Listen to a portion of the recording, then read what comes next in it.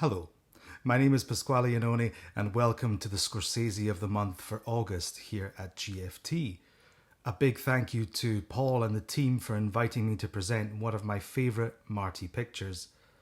The film you're about to see, 1995's Casino, is a big, bold, brassy, multi-stranded epic about the mafia's involvement in Las Vegas in the 1970s.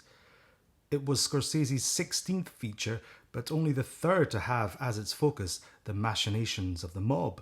It's a fact that seems to have escaped some superhero fans on social media, but let's not go there. I first saw this film shortly after it came out. I was a bit too young to see it at the cinema, even with my Alessandro Del Piero-inspired 15-year-old goatee. I was just completely blown away by the film. I was familiar with the few Scorseses by that point, Mean Streets, Raging Bull, Goodfellas, but this really was something else. I remember at the time being completely nonplussed by the negative reviews, the lazy description of the film, mostly by US critics, it has to be said, as simply a retread of Goodfellas. Here in the UK, the likes of Sight and Sound were quick to recognise the film's greatness.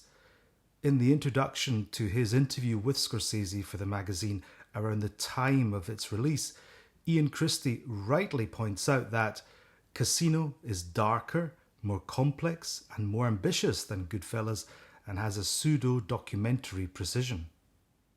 Casino came 2 years after Scorsese's Edith Wharton adaptation The Age of Innocence, a lavish 19th century period drama greatly influenced by his love of historical epics such as Luchino Visconti's Senso and The Leopard. Usually filmmakers like to follow up something on a big scale with something more intimate, but Scorsese remained in this visually opulent mode with Casino, a film based on the true story of Frank Lefty Rosenthal, a Chicago-born professional gambler whose colourful, prodigious career in sports betting took him from his native Illinois to Miami to Nevada and that gambler's paradise, Las Vegas. The director's interest in Rosenthal's incredible career, including his involvement with some very heavy hitters in the Chicago mob, was sparked by screenwriter Nicholas Pileggi, the man behind non-fiction book Wise Guy, the source for Goodfellas. Pileggi showed him a newspaper article reporting on a domestic disturbance on a front lawn in Vegas. The people involved were Rosenthal and his wife, Jerry McGee. As Scorsese and Pileggi looked further into their lives, strand upon strand, link upon link was uncovered. The screenplay ended up focusing on Rosenthal, McGee, and mob enforcer Anthony Spilotro. In the film, the trio became Sam Ace Rothstein, Ginger McKenna, and Nicky Santoro. They're played, respectively, by Robert De Niro, Sharon Stone, and Joe Pesci. Casino was the 8th collaboration between Scorsese and De Niro, who had won an Oscar for his portrayal of boxer Jake LaMotta in 1980's Raging Bull. 1995 was a quite remarkable year for De Niro. He finally shared the screen with fellow acting icon Al Pacino in Michael Mann's crime epic Heat. Not only that, he made a brief appearance in Agnes Varda's dazzling, star-studded comedy The 101 Nights of Simone Cinema, alongside a who's who of French and Italian film. Sharon Stone was another major star of the time. She had been making films since the early 80s after a successful career in modelling, but was catapulted to superstardom and notoriety with her compelling performance in Paul Verhoeven's erotic thriller Basic Instinct in 1992. She also had a strong 1995, starring in Sam Raimi's western The Quick and the Dead, opposite Gene Hackman, Russell Crowe, and Leonardo DiCaprio. Pesci was reunited with De Niro and Scorsese after memorably bagging the Oscar for Best Supporting Actor for Goodfellas. Between that film and Casino, his filmography included turns in Oliver Stone's JFK, 2 Home Alone films, 1 Lethal Weapon, and a terrific performance as a wisecracking New York lawyer in My Cousin Vinny.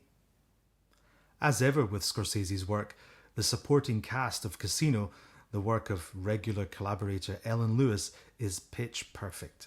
Whether it's legendary comic Don Rickles in a rare dramatic role as Ace's casino manager, or Peckinpah regular the recently departed L.Q. Jones as a wily old county commissioner.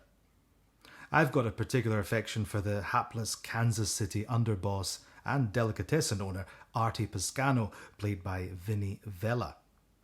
Piscano is ordered by the Midwest bosses to travel back and forth to the Vegas casinos under mob control to keep an eye on their skimming operation and to make sure no one is skimming from the skim.